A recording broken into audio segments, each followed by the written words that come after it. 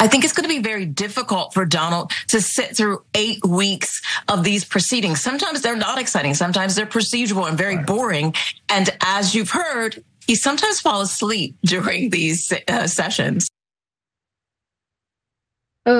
Former Donald Trump aide Omarosa Manigault Newman revealed yesterday that she and her fellow staffers had to come up with all kinds of techniques to keep the former president from getting distracted or falling asleep during meetings.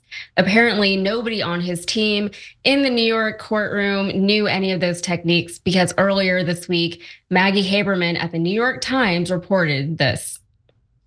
Former President Donald J. Trump seemed alternately irritated and exhausted Monday morning as his lawyers and prosecutors hashed out pretrial motions before jury selection in his criminal case. So even as the judge was hearing arguments on last-minute issues, let's see, go to the graphic. Trump appeared to nod off a few times, his mouth going slack and his head drooping onto his chest. The former president's lead lawyer, Todd Blanche, passed him notes for several minutes before Mr. Trump appeared to jolt awake and notice them. Pausing here to deliver some honest truth as we do in our news coverage as well. TYT is facing challenges, guys, as the entire industry is. You know who could make the difference? You. If you hit the join button below, it's gonna make all the difference and keep us in business. We appreciate you, thank you. So he did not like that reporting, and apparently he wanted to let Maggie Haberman, his old nemesis, know. At one point, the pool said that he was glaring at you for several seconds. You had reported shortly before that during a break that he appeared to be falling asleep at one point as the proceedings were getting kind of tedious. Did you notice that? I mean, yes, I noticed it. He made a pretty specific stare at me and walked out of the room. I've been on the receiving end of said glares. I know you have. I have too. I reported earlier that he had appeared to fall asleep. Now we had seen him, and I want to be clear that I've seen lots of people fall asleep in courtrooms. I've seen jurors fall asleep. I've seen judges fall asleep. If anyone falls asleep who's a criminal defendant in a case, we're going to report on it. But he doesn't like when such things are reported, and I'm guessing, I don't know, that that's what this was about. So Haberman reported today that once again, Trump appeared to doze off during selection of the alternate jurors. But let's go back to Omarosa because she's my favorite.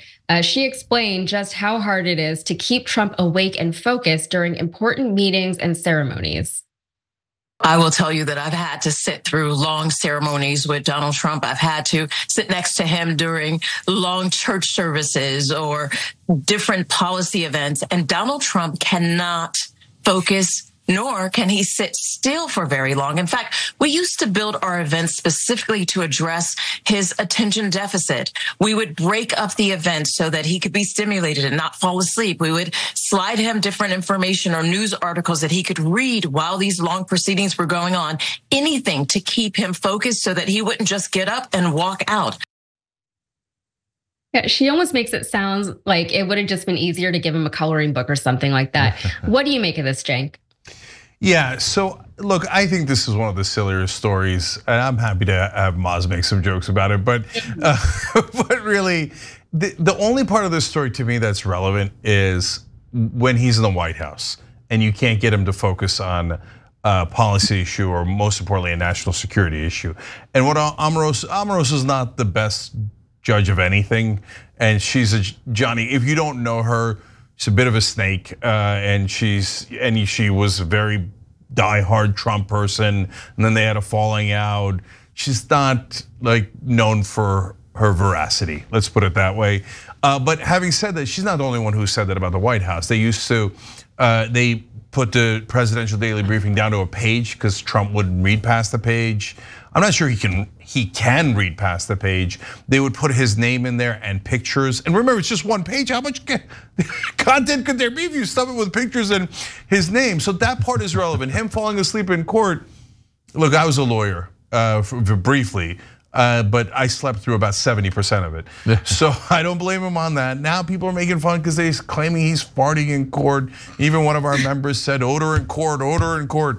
Okay, it's funny, but not pertinent. Maz, thoughts? Well, yeah, it certainly makes it fun. It's a lot of Schadenfreude. Is that how you pronounce that word? Schadenfreude. Schadenfreude. It's been. If you took that to the fart, okay. No, okay, Schadenfart. It's very Schadenfart. Okay. No, it's been. I mean, all the stuff online. Like I think Jimmy Kimmel called him Dozo the clown. I loved Don Snorleone that was trending online. Oh, which that's great. good. That's Don good. Snorleone. It's fun to watch. I personally think that they're missing an opportunity for a cross promotion with the pillow guy, because he should have right going to court. Call the pillow guy, right? I mean, that's that. You know how every time he's giving a speech, the little pillow guy thing or like a coin thing comes up. He's selling you anytime there's talk. He's saying anything serious on any of those OAN channels or whatever.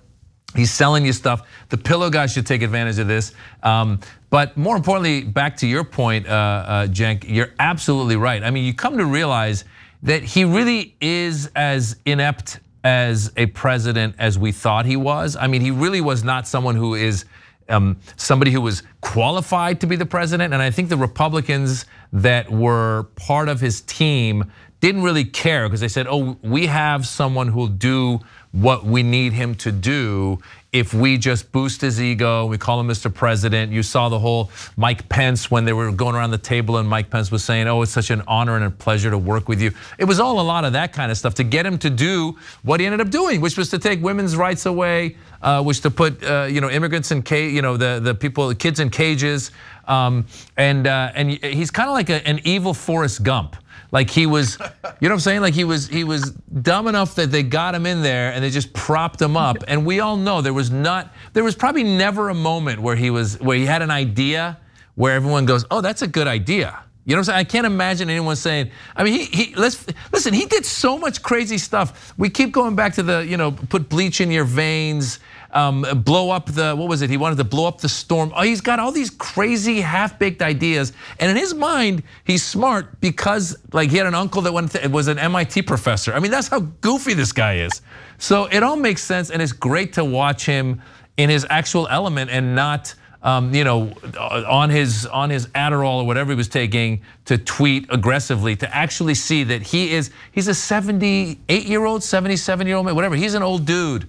And so all these people that go, Sleepy Joe this, Sleepy Joe that, I go, this guy's no spring chicken, man. And to see it actually in front of you is fantastic. And I do hope that some of these people that haven't drank the Kool-Aid completely are waking up, pun intended, to the fact that this guy is not qualified to be the next president.